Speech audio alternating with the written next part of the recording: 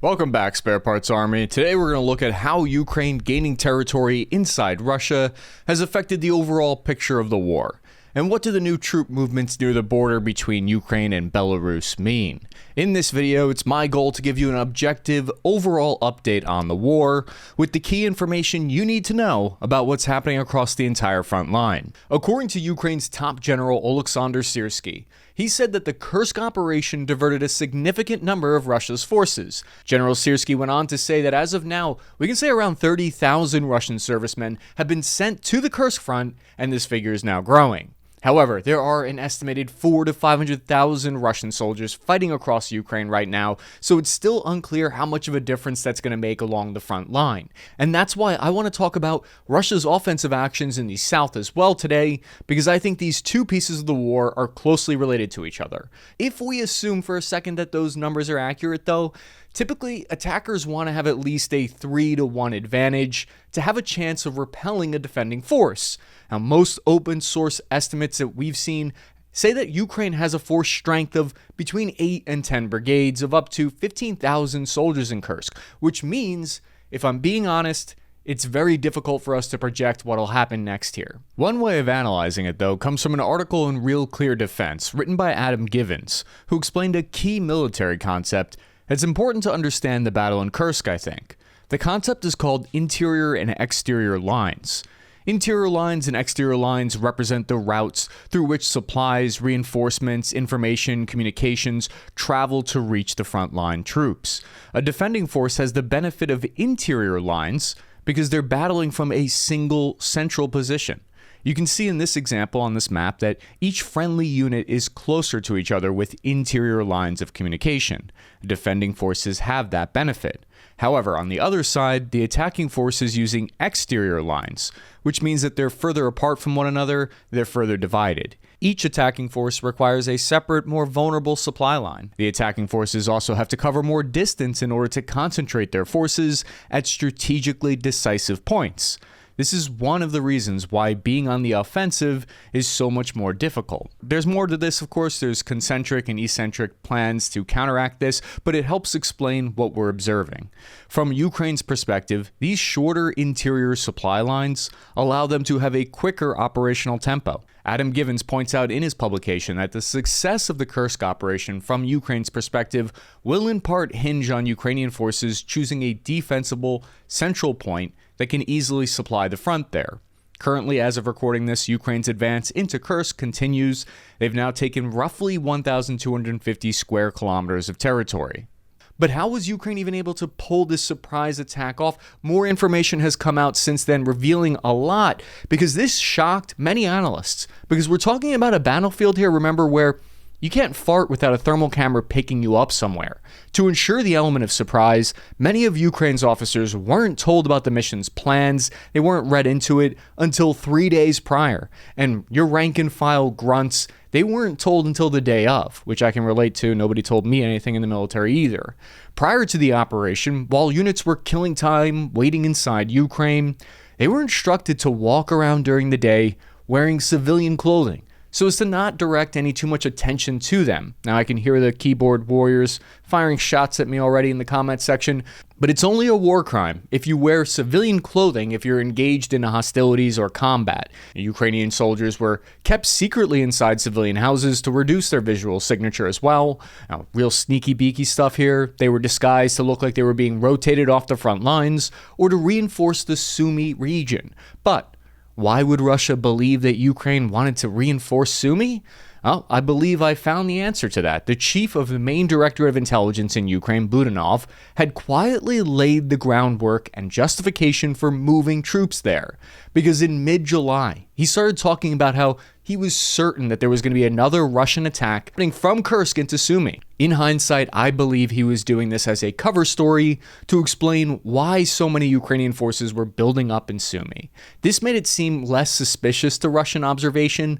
The ruse story was that the troops were there to possibly defend against a possible Russian attack in Sumy, which at the time made sense because they had just struck into Kharkiv.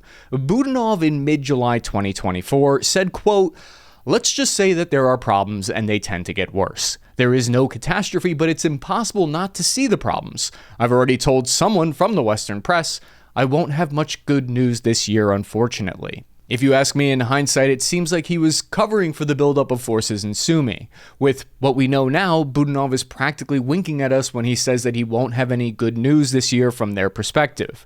A New York Times report all but confirms this because they spotted a drone battalion starting to build up in the Sumy region starting in July, and they also saw the 82nd Air Assault Brigade there. It's not that Russia didn't notice all this, they did, but the leadership didn't believe it was a legitimate threat. We talked in the last episode about how the gas meter station in Suja might be affected by all this. So far, natural gas prices rose 5% in Europe after a slight decrease in the transit of gas through here, but it hasn't been completely cut off or anything like that. The battle continues to develop as we've now been able to assess more details on Russia's ability to respond and reinforce the region. So far, troops are being pulled by the Kremlin, but they have some issues with actually getting to Kursk. The Syed River is a major waterway that runs along northern Kursk. Over the last 2 weeks, Russian intelligence has reported that as of the 20th of August, all 3 bridges that crossed over the river to the south have now been destroyed, cutting off the Russians' remaining troops from resupply. Ukraine released a series of videos showing their destruction. As we've seen in earlier parts of the war, wet gap crossings are one of the most dangerous things you can be forced to do. This cut off resupply or withdrawal routes for thousands of Russian soldiers. Complicating matters further for a response from Russia's perspective is that they're attempting to evacuate between 100,000 and 200,000 civilian residents in Kursk, or roughly a quarter of the entire region. Think about it this way.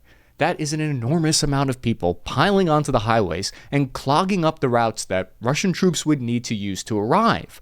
A nightmare reverse commute. Why so many people for such a relatively small piece of land? Why are so many people being evacuated? Because anyone who is even close to artillery or airstrike range need to be evacuated. Additional pontoon bridges were also hit as they were attempting to ferry Russian soldiers and equipment across. It's rumored that Ukrainian forces used American JDAM airdrop bombs and HIMARS rockets with precision accuracy to target these bridges. Specifically, the American-produced GBU-39 high-precision bomb was rumored to be deployed. So far, though, the Western-made F-16 has not been confirmed to be operated in this direction.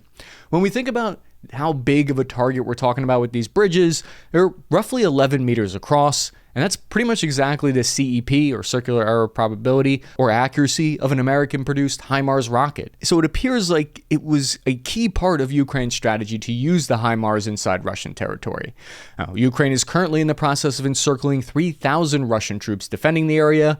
All arrows are pointing towards this being an effort to cut off the Russians from resupply and reinforcement. So far, the current operations by Ukraine have led to hundreds of captured Russian fighters. This has been a major benefit for Ukraine's perspective, as Zelensky himself said that it was a stocked exchange fund. But how many POWs have been captured so far? That's hard to say, but one Ukrainian colonel was quoted as saying as many as 2,000. On August 24th, Russia and Ukraine conducted a prisoner swap with 115 POWs returned on each side. This was brokered by a group from the UAE. Another interesting aspect that has been raised is the fact that now that thousands of Ukrainian soldiers are in Kursk, some pro-Russian sources have claimed that they're looting and that this is a war crime. Military intelligence analyst Ryan Macbeth, and friend of the show, had a rundown on this on Twitter. According to Ryan, he said, quote, "If soldiers come upon enemy military supplies, they are 100% allowed to use those supplies as spoils of war. However, civilian supplies, regardless whether they are food or fuel, must be paid for or receipts must be left."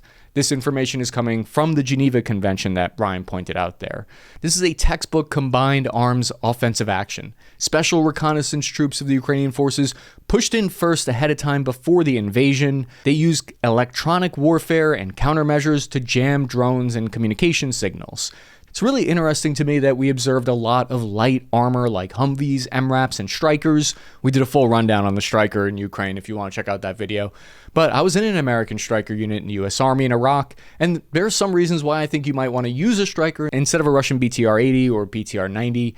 The Stryker has a high-tech thermal image remote weapon station, for instance. That's huge because it gives you the ability to do surveillance and not just pew pew pew. It has added ceramic armor tiles around it, which were put to good use recently. In some cases we witnessed it was able to deflect an RPG round inside Russia, likely because it hit the armor on a slope, but it's still impressive that the crew survived and everyone in the vehicle walked away from it. Another good reason to run with the Striker is its 50 caliber machine gun has more ammo compared to a 30mm that's often seen on the BTRs.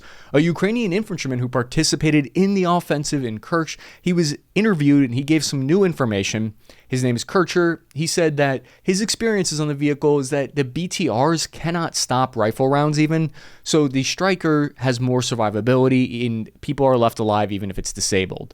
There's also obviously the optics, meaning not the literal optics on the vehicle, but the politics of it, meaning Ukraine may have purposefully wanted the visual image of American-provided weapons inside Russia. The Russian mill blogger 2 Majors on his Telegram channel said that these reconnaissance special forces units were acting autonomously inside Kursk, penetrating their populated areas in between their combat formations, taking advantage of their mixed forces, meaning that there's conscripts and there's paramilitary, which do not have established communications with each other. The enemy performs a raid, makes noise, and then continues to push the flank or move back to the rear. To that point, military analyst and friend of the show, Preston Stewart, found some interesting footage of Russia using new types of electronic jammers now, which have become more common on the battlefield this year. Another piece of evidence suggesting Ukraine's intentions that's developed since the start of this is that they really want to hold territory. Because whenever Russia, for instance, captures territory in Ukraine, they find a governor to administer the civil services for the civilians who are there. Ukraine has done the same thing by appointing a military commander and an administrator in Kursk specifically. To quote them, they said, to maintain law and order, ensure the priority needs of the local population, end quote. From an American media perspective, I can tell you a lot of what I'm hearing here in the States is that there's questions about whether or not the U.S. government knew about this attack, and if they did, to what degree did they support it or not. Videos have since gone viral of Ukrainians tearing down Russian flags, posting up pictures of them near recruiting billboards with American flags, suggesting that American volunteers are there. The British Challenger 2 main battle tank was observed operating inside Russia. Man, fellas, is it gay to like a 120mm cannon? Because British tanks just make me feel a kind of way. The official reports from the White House is that they were not aware and were not informed of the plans. John Kirby, U.S. National Security Council spokesperson and my personal longtime crush, confirmed assessments from Ukraine saying, quote, if Putin doesn't like it, if it's making him a little uncomfortable, then there's an easy solution. You can just get the hell out of Ukraine and call it a day, end quote. I could speculate on whether or not it's true about whether the U.S. government knew about this attack, but it would just be speculation. One factor that could provide evidence supporting either case, really, is that the recent approval of using HIMARS strikes inside Russia. Personally, I don't know if Ukraine would have chosen to do the attack or not if they hadn't been given that approval.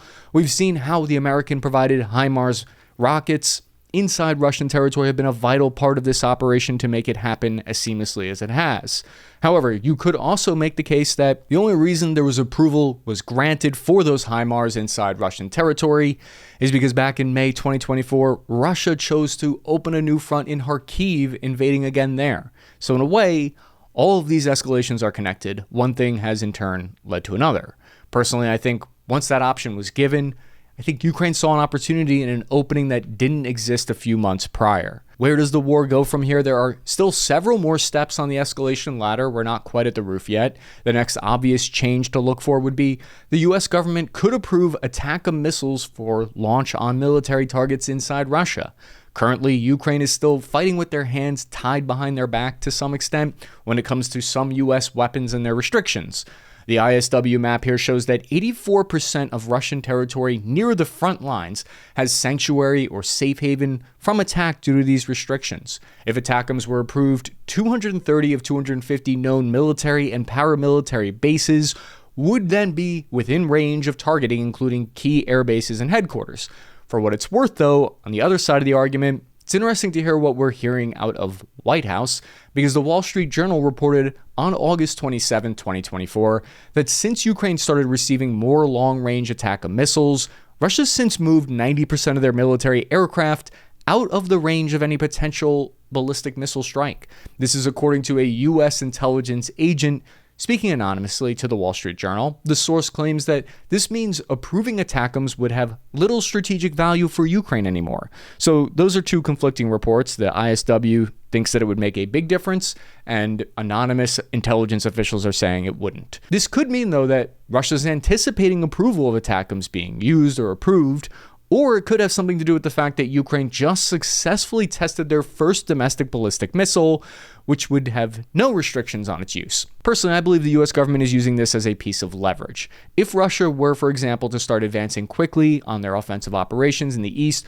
the US could remove the restrictions on ATACMS in that case. But once they choose to let the genie out of the bottle, so to speak, they can't put it back in. So that's one move that they're going to wait, I believe, until they have a reason to approve those missiles. So far, Russia has yet to be able to fight from a well-prepared defensive position in Kursk. Russia currently is attempting to rapidly build defensive lines, something that Russia's actually very good at. Building defensive fortifications quickly is one of Russia's fortes. They're offering anyone with a shovel $4,000 a month to dig trenches in Kursk. Just to dig holes? What's the catch? I'll do it. Russia has successfully ambushed Ukrainian troops in Kursk where they can. They've also called in a large number of glide bomb airstrikes. They've succeeded in inflicting casualties on Ukraine, but it's not enough yet to stop the assault or repel it. Ukraine has used a combination of deep operations and strategy called exploiting the seams. Deep operations is where you probe attacks along the front and you look for weak points. But to get a better idea of how these two things led to Ukraine's success, I brought on former U.S. Army Captain Justin Taylor to help explain it. Exploiting the seam might sound like a hardcore band that your high school dropout friend plays bass in, but it's actually a really creative way of attacking an organized defense if you can pull it off. If you have a company of conscripts here and another company of conscripts here, it's pretty obvious that whatever's directly in front of them is their responsibility to fight. But it's in the middle, the seam, if you will, that stuff starts to get a little fuzzy. See, keeping the center part defended requires a lot of communications on both sides at multiple levels. So if that's not happening, it's going to be really hard for people to figure out who needs to be shooting where and when. Ensuring that you have direct fire control measures on the ground and easily identifiable, or making sure that fire teams and machine gun teams have overlapping sectors of fire so that there's no uncovered dead space. It's going to be pretty easy to exploit that. Check out Justin's YouTube channel if you get a chance. He's always great, link in the description. So this kind of tactic was used back during the Kharkiv offensive, but despite the success that Ukraine's experiencing in Kursk, the Russian offensive in Pokrovsk continues to push forward. I see a lot of publications where they only talk about one side of the war. They only give you one part that you want to hear, whether you're pro-Russian or pro-Ukrainian. My bias aside, I take this seriously and I try my best to give you the objective information that I know you'll find valuable and interesting. Right now, I think we have a case of dueling front lines here so far. Russian troops are currently only 6 miles outside the proper city of Pokrovsk. Why is everyone saying this is a strategically important town to Ukraine? Tatarigami UA, a former Ukrainian officer on X, wrote an amazing assessment on the battle here with great maps that I really recommend. I put a link in the description. You should follow him. Tatarigami is pro-Ukrainian, but he gives his honest rundowns even when they paint a bad picture for Ukraine. I'm paraphrasing here, but he says currently there are only 2 places in the Donbass that serve a vital logistics hub, Pokrovsk and Kramatorsk. Tatarigami points out that Russia doesn't necessarily even need to capture the whole town in order to gain control of the important railway here. Just by being within artillery range, they can effectively shut that train operation down. And as you can see, the train line routes all the way back to western Ukraine to Kyiv, which then extends to Poland, which is where all the American aid and weapons are coming from. So if that gets shut down, how do you resupply this area with ammo and new weapons? He says, quote, "The potential loss of Pokrovsk poses a serious operational threat to the logistics of the entire region, disrupting supply lines from Voldar in the south to Horlivka in the north."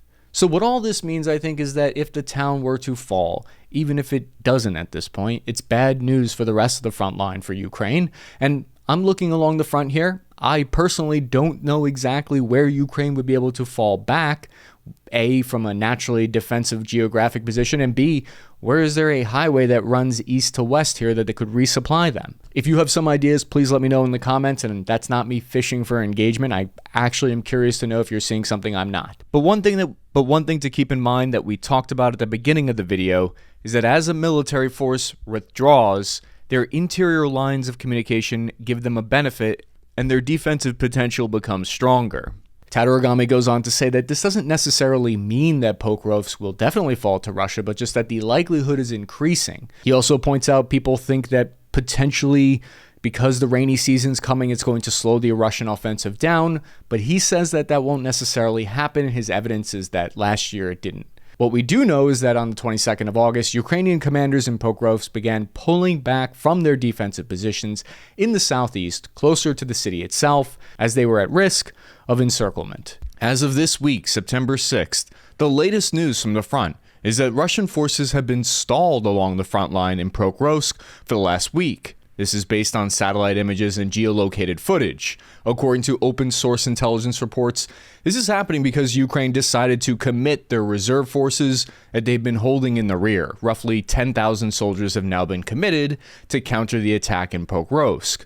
This is coming from both pro-Ukrainian and pro-Russian sources. Russian mill bloggers have been expecting a counterattack in this direction for some time. Then on September 8th, Russia reported making territorial gains, so there's a lot of back and forth here. What all this means to me is that any full assessment at this point is going to likely be premature.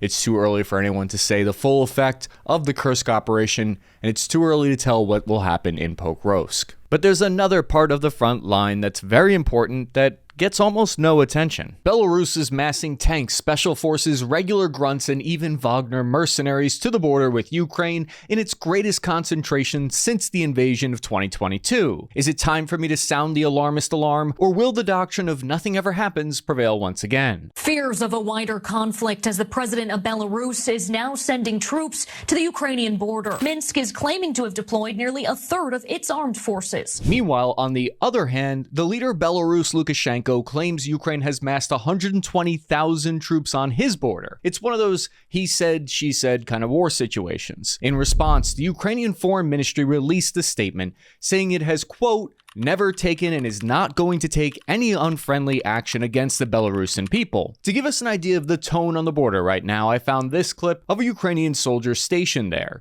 He appears to give us the universal signal for, don't come this way. Why is Belarus executing these troop movements? Are we witnessing the start of a new escalation? This is the Hamel region, where Belarusian President Alexander Lukashenko is massing his forces currently. It's what prompted the Ukrainian government to issue a rare and direct statement that reads as follows. Ukraine urges the armed forces of Belarus to withdraw forces away from Ukraine's state border to a distance greater than the firing range of Belarusian systems. According to Konrad Muzaka, director of the Rochan consulting firm, who's an expert in Russia and Belarus, he said, quote, while many aspects of this year's drills are similar to those in 2023, the concentration area has notably shifted. The deployment of forces into Hamel Oblast, which served as a staging area for Russian troops during the 2022 attack on Kyiv, is particularly concerning. He goes on to say that Ukraine has heavily mined this entire area since then, and he believes it would require a much larger force to attack. Although he did note it was possible that Belarus could try to seize small sections of territory in a kind of incursion. According to data from Ukrainian intelligence agencies, the Belarusian armed forces are moving tanks, artillery, multiple launch rocket systems, air defense systems, and even engineering equipment near Ukraine's northern border. According to them, this is all being done under the guise of training exercises, something that we've seen before. Lukashenko started complaining about Ukrainian activity here the same week as the incursion into Kursk. The kerfuffle in Kursk started on August 6th. On August 10th, Lukashenko reported that a dozen Ukrainian drones had violated his airspace and were shot down. That's why I think there's some kind of connection between the Kursk kerfuffle and these new troop movements, because this is when Lukashenko first made the order to move additional forces of his to the border. So I think the timing of this move is very telling. The Kursk incursion likely put pressure on Belarus because they're a member of the Russian-led Collective Security Treaty Organization, CSTO, and they needed to show some kind of solidarity. There are different plausible reasons for why Belarus is doing this, though. One of the things I find interesting about foreign affairs, international relations, and war in general is that we don't know for certain. Even the world's top intelligence agencies, whose job it is to know for certain, do not know for certain. But we can make good, educated guesses based on motivations, incentives, and other evidence. One of the possible motivations for this move is that it could put more pressure on Ukrainian forces to reinforce that direction, which pulls troops away from other parts of the front line, as we'll see. So how serious is this threat? For Intelligence Insights, a pro-Ukrainian source that closely follows these developments, released their own analysis on the current state of the Belarusian armed forces. The key findings, I think, are that Belarus combat units are usually manned at only 30 to 40% capacity, so they would rely heavily on mobilization to fully staff up. They claim this doesn't mean an attack couldn't happen here. It just indicates to us the potential scale of a strike that would likely be limited. Belarus has an active duty army of roughly 60,000 personnel, so a third of those forces, do a little bit of average infantryman math in the back of a napkin, that would mean that as many as around 20,000 soldiers were moved to the border. Something I've noticed over the past few months is reports of both Ukrainian and Russian troop buildups in this region. There have been rumors of Russian potentially preparing for another assault on Kyiv for over a year now that I've seen. Since 2023, there's been believed to be roughly 10,000 Russian soldiers remaining in Belarus. From a strategic standpoint, by Russia and Belarus presenting a possible threat of conflict, it might force Ukraine to keep thousands of their own soldiers tied up in the north instead of helping stabilize the front lines in the south. After repelling the northern thrust of the invasion in April 2022, the Ukrainians assumed a defensive posture, and throughout 2023, they transformed this border region into a heavily fortified zone. They went to the trouble of shipping wood and materials from elsewhere in order to avoid cutting down the remaining local trees that already were providing cover and concealment for soldiers. They built several bunkers, each with a labyrinth of small hallways connecting bedrooms, bathrooms, kitchens, a dining hall, and reinforced command rooms. According to military analysis, we're talking about a multi-layered defense system incorporating obstacles, checkpoints, and enough anti-tank capabilities to make any would-be invader probably think twice. Ukraine has sent additional forces in this direction to work on these defensive outposts. However, no official troop numbers or force disposition have ever been released by Kyiv, but open source intelligence has hinted at forces deployed strategically to cover this border region. They ensure a mix of infantry, mechanized vehicles, air support across the different regions. But again, this comes at a cost to having those assets elsewhere along the front. And it's a disadvantage from Ukraine's point of view because Russia doesn't need to tie up more than a couple thousand troops in Belarus. All of this is slightly concerning given the close proximity of the battlefield to Chernobyl nuclear site. Let's start by examining the Belarus-Ukraine border itself. We're looking at approximately 674 miles or 1,084 kilometers of shared border, which stretches approximately from the Western Bug River to the Dnipro River. Its close proximity to the irradiated remains of the 1986 Chernobyl nuclear disaster. The border with Belarus is strategically important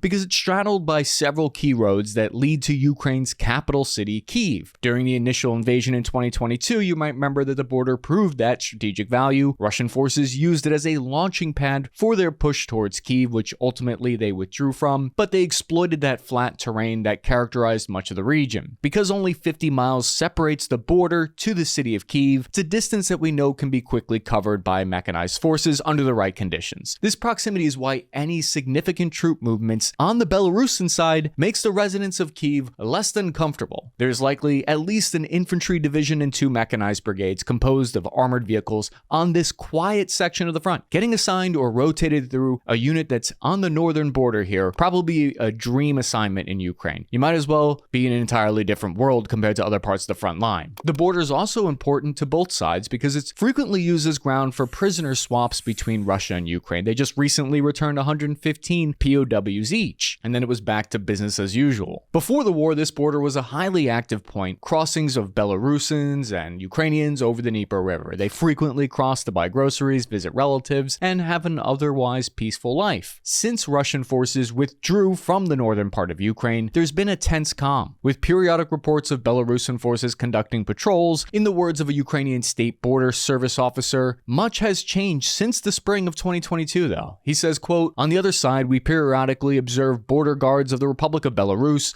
who carry out patrols using boats and foot patrols. We also observe their fortifications, not on the same scale as we have. When they see that we see them, they try to disappear from view." Both sides have largely avoided direct confrontation until February 2024, when Belarusian defense minister claimed that Ukraine had supposedly deployed a military formation of 112 to 114,000 3,000 soldiers on the border with Belarus. A month later, Minsk began military inspections and readiness assignments to the region bordering Ukraine, Lithuania, Poland in April, which naturally alarmed its neighbors. Many thought that after strong reactions from the affected NATO members, things would go back to the tense, predictable calm that they enjoyed over 2023. However, on June 10th, Minsk began unannounced extended exercises along the Ukrainian border, which lasted until July. To justify this, the Belarusian president started to announce that several Ukrainian drones, which crossed into his airspace, were intercepted by the country's air defenses, along with other accusations that couldn't be corroborated by international media. Lukashenko started shifting course with gestures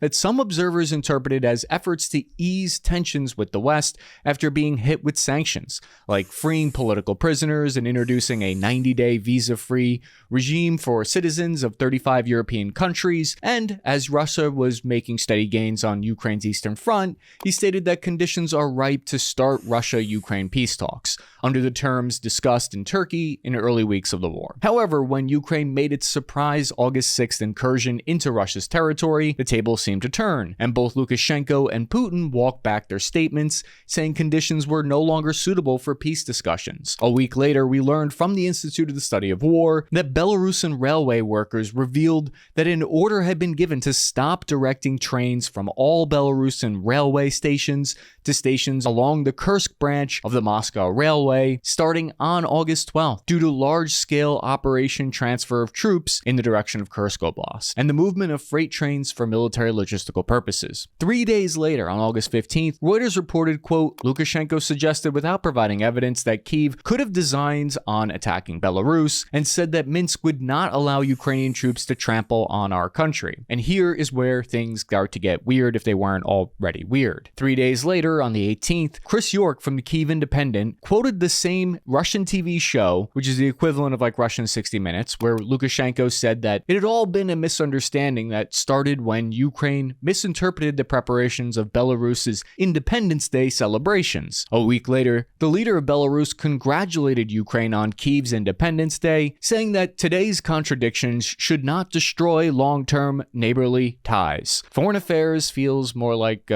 bipolar affairs sometimes. On the 25th of August, the Ukrainian government released another statement that said, quote, we warn that in case of a violation of Ukraine's state border by Belarus, our state will take all necessary measures to exercise the right to self-defense, guaranteed by the UN Charter. The Foreign Ministry said, consequently, all troop concentrations, military facilities, and supply routes in Belarus will become legitimate targets for the armed forces of Ukraine. In short, Ukraine has issued a warning to Belarus, stating that any violation of its borders will make military assets in Belarus a legitimate target. And of course, the internet went crazy. They went cray. They were wildin'. With a post on X by Roman Sharmata, chairman of the Ukrainian American House, it shows a map of up to 17 legitimate targets that Ukraine would be legally allowed to strike within Belarus. But the question remains, will these defenses be enough if Belarus decides to join the fray more actively? Well, according to Vitaly Buchanko, head of the Zaitorim Oblast military administration near the border, he says it's well protected, particularly by fortifications and it's heavily mined. Whereas some sections of the front line were apparently not as well completed in the south in time, the fortifications in the north appear to be easier to build. Why? Because they're not under constant artillery fire in the north. It's quiet up there, so it allows for engineering equipment to build up defenses. So theoretically, the fortifications in the north might be better protected. According to Buchanko, the fortification work is 99% complete, saying, quote, in some places the workers are correcting their mistakes. In certain locations, we are conducting an examination to check the quality of the fortifications. So is Ukraine expecting imminent hostility, an escalation, an opening of a new front here? The answer, according to Pavlo Rad, an analyst at the Wilson Center, is maybe not. He believes that Belarus troop movements on the Ukrainian border are part of a larger geopolitical strategy aimed at improving Minsk's geopolitical maneuverability, which underscores Minsk's struggle to balance between its relationships with Moscow and its own interests. There are other players on the table that we haven't even yet discussed. Belarus is landlocked and shares its border with 5 other countries. And this is just my personal thoughts here, but I think from their perspective, it may be a bad idea to be at odds with all of your neighbors just to please one of them. Belarus has Poland in the west, Lithuania in the the northwest, Latvia and the Russian Federation in the north, and the Russian Federation also in the northeast, and last but not least, Ukraine in the south. And even my grunt brain can realize that sealing the borders to the country that provides you with essential goods, food, and technology isn't very smart, which puts Lukashenko in a bit of a pickle, because he needs to ensure his own interests while at the same time not rubbing Putin the wrong way, as he's dependent on him for a lot. But perhaps this calculation could change thanks to a new suitor, one that could help him become less reliant on Russia, and that's China. For all the things I've said about China, President Xi, I do have to admit, compared to Putin, he's got a beautiful full head of hair, he's taller than Putin, and he's also wooing Lukashenko into making Belarus a core member of its Belt and Road Initiative. Lukashenko met with the People's Republic of China premier in Minsk, discussing Chinese technology imports to Belarus and to join investment projects. This meeting suggests Lukashenko's trying to diversify Belarus's international relationships, potentially seeking to reduce dependence on Russia. Belarus' recent diplomatic activities include meetings with Chinese officials and visits to countries like Venezuela and Cuba, suggesting that Lukashenko is trying to navigate a complex international landscape, trying to help Russia circumvent sanctions and support Moscow's military adventure while at the same time building Plan B.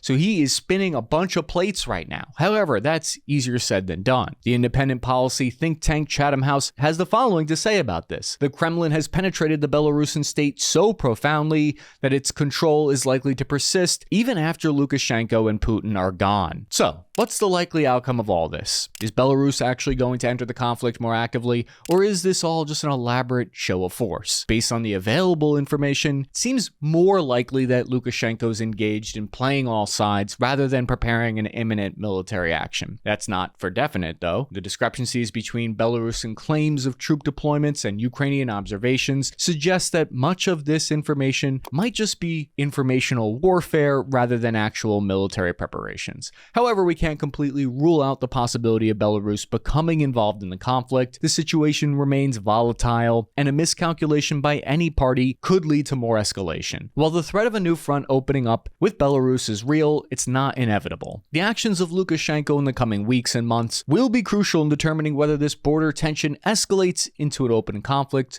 or remains a war of nerves. So what do you think? Do you think the new front will begin, or is it all smoke and mirrors? If you found this analysis valuable, please hit the like and subscribe button for more in-depth coverage of military and geopolitical topics. Join us on our Discord server and our subreddit, where we've got thousands of members discussing these topics daily. And follow me on Instagram and X at Cappy Army, link in the description, to stay up to date on our latest videos and a little bit more of a personal touch. I'm your average infantryman, Cappy, signing off.